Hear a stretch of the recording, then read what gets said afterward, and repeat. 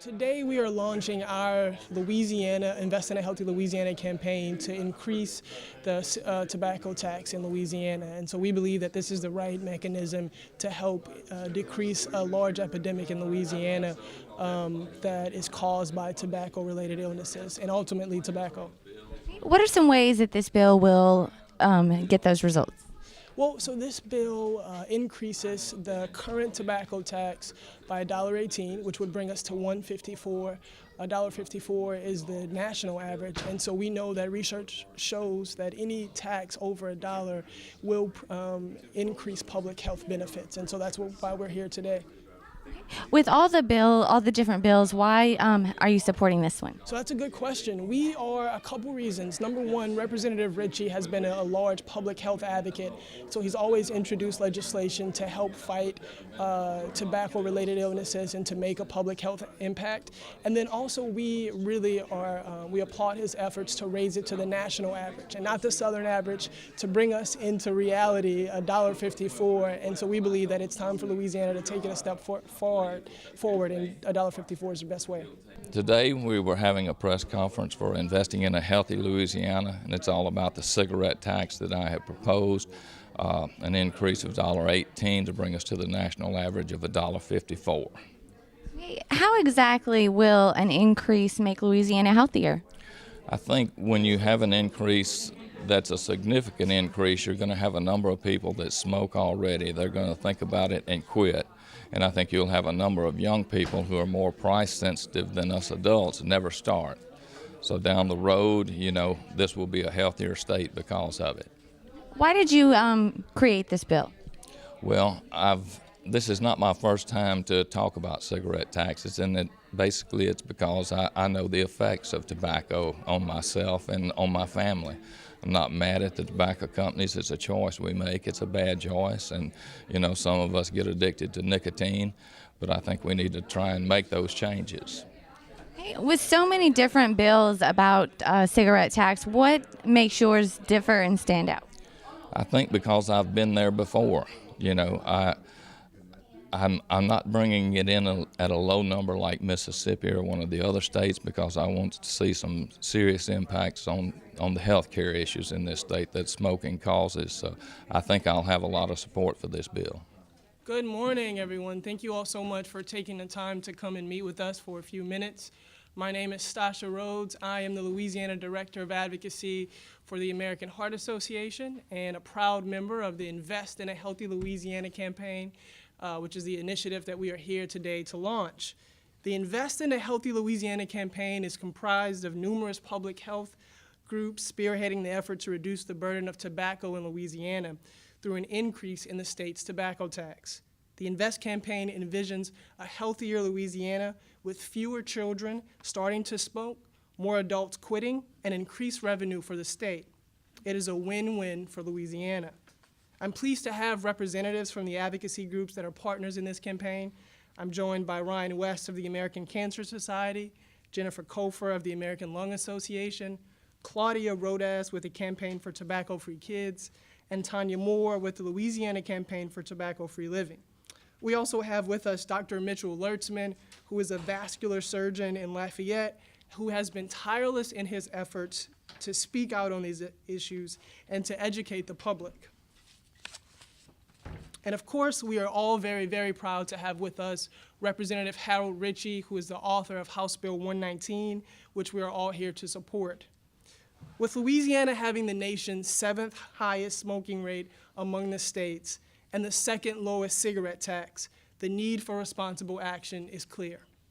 Presently in Louisiana, some 4,700 kids every year begin to smoke. More than 7,000 Louisianans will die this year from smoking. And nearly 100,000 kids alive today will ultimately die prematurely from smoking if we don't change the landscape now. In addition, smoking directly causes $1.9 billion in annual healthcare costs to the state, of which more than $800 million of that comes from the state Medicaid program. The mission of the Invest in a Healthy Louisiana campaign is to help enact a significant increase in the state's cigarette tax.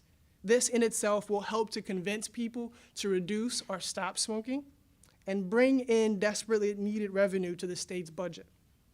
An increase of $1.18 on each cigarette pack is a wise investment in Louisiana's kids and in Louisiana's future. Today, we are proud to have with us Representative Harold Ritchie, who will talk more about why he decided to author this legislation. Representative Ritchie. Thank you, Stasha. It's a pleasure for me to be here with y'all this morning as we kick off this campaign. As you know, this is not the first time we've brought a cigarette tax. This is not our first rodeo. But this time we've got a lot more folks that want to be in the rodeo. You know, the governor has mentioned increasing the cigarette tax. Different members of the legislature have different bills and everything. But I've brought this bill because it will bring us up to the national average. It's an investment not just because we need the money, but because we need the improved health care in our state. That figure will keep so many young people from starting to smoke. It'll help some of us that are already smoking to quit. It'll be a big enough increase to do that. The governor has talked about one, but you know, that number is more in line with Mississippi and what they do. I don't know why we want to be like Mississippi. You know, Texas has the last increase they had, they went from 41 to I think $1.41. That's an investment that will help people stop smoking and will keep young people from smoking. You know, a lot of states have a lot higher taxes than we do. You know, there's one out there for $4.35, but that's not the increase I'm after. I'm after one that will, you know, bring us increased revenue, but will also bring us increased health care benefits. As most of you know, I'm a smoker.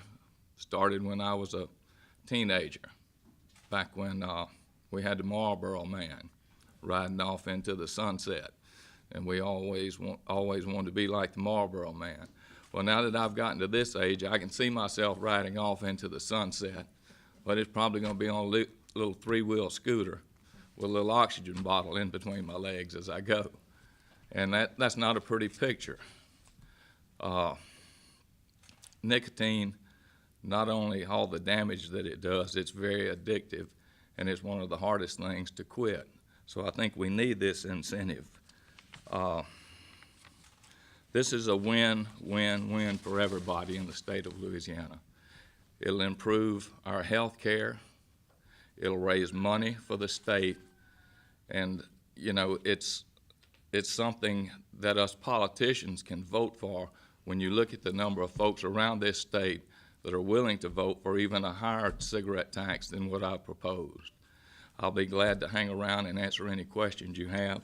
We have some other speakers that'll tell you how bad smoking is and the effects. But if you just read on the side of a pack of cigarettes, the Surgeon General's warning and what they have to put on the side of a pack of cigarettes, it causes cancer, emphysema, heart trouble, and all of those I've seen not only through my work at the funeral home, but personally. My grandfather died with emphysema at the age of 67. My father died at 53 after his second heart attack. So it's personal to me. I'm not mad at the tobacco companies. I just see where we need to make these changes and help all of our people. Thank you. Thank you, Representative Ritchie. We are all extremely proud of your leadership consistently on this issue. Now we will hear from a vascular surgeon in Lafayette, Dr. Mitchell Lertzman. Thank you, Stasha. Good morning. My name is Dr. Mitchell Lertzman. I'm a cardiovascular surgeon in Lafayette. In over 30 years of clinical practice, I have been doing battle with the effects of tobacco abuse. I have saved people from heart attacks. I have prevented strokes. I have been fortunate enough to have cured many people of lung cancer. I have also lost my share. And far and away, the most common thread in my patients is cigarettes and tobacco abuse.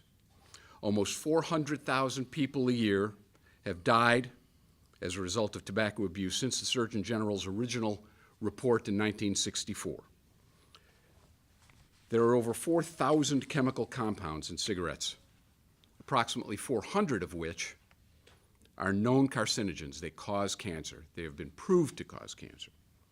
Those compounds in combination with nicotine cause acceleration of plaque formation, damage to the delicate lining of arteries, blockages in arteries that lead to heart attack, stroke, and limb loss.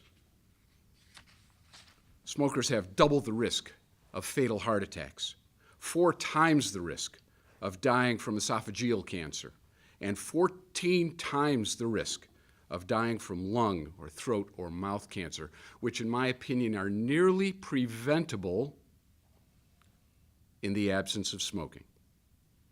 Now, look to who has been taken away from us, among others, and not including family and friends, who've been taken away from us all too early. People, among others, Edward R. Murrow, Humphrey Bogart, to George Harrison, Peter Jennings, Johnny Carson, Jim Finks, Levon Helm, Ruth Fertel, and Stephen Ambrose, all at the hand of cigarettes. So how does this all get started, and how does that affect us here today? Almost all new smokers are under the age of 21. The tobacco companies need about 3,000 new smokers per day to start smoking on a regular basis to get them addicted, and to maintain the tobacco company's profits. Representative Ritchie mentioned the Marlboro Man. Just to show you how impressionable children are, when the Marlboro Man and Joe Camel were introduced way back when, youth smoking increased by 77%. Smoking costs us in higher insurance rates and lower productivity in the workplace. Tobacco use and secondhand smoke costs Louisiana between $2 and $3 billion per year in healthcare costs and lower productivity in the workplace. So what if everybody stopped smoking now, today? First of all, on a personal basis, I would still be busy for 10 years. But that's not the point. It's for the general health of the population. 20 minutes after one stops smoking, your pulse and blood pressure return to normal. In 2 weeks to 3 months, lung function starts to improve. And by 9 months, the cough and shortness of breath will start to improve. And 1 year after quitting, your risk of coronary artery disease is now half of that of an everyday smoker. So starting today, by advocating passage of House Bill 119, we can begin to break that cycle of illness and death. This is not a tax issue, as some would say. This is not a big government issue, nor the so-called nanny state telling us all what to do and how to live. This is a public health issue. It is an issue of saving the lives of our friends, family members, and children. And as I said at the outset, I've seen far too much damage, infirmity, and death in my time. And while we've made great strides in Louisiana, there is a lot more work to do, and it starts with you right here, right now, today. Thank you for your time.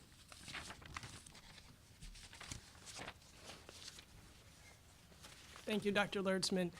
The evidence is clear. It's time for Louisiana to take action now. We believe House Bill 119 is the right mechanism to get us, put us in the right place in Louisiana and to help us in this public health epidemic in Louisiana. And where can people get more information? We have a website. It is investcampaign.org. And where can people get more information or show their support for this bill? I think just by contacting their legislator, finding out, who your rep is, who your senator is.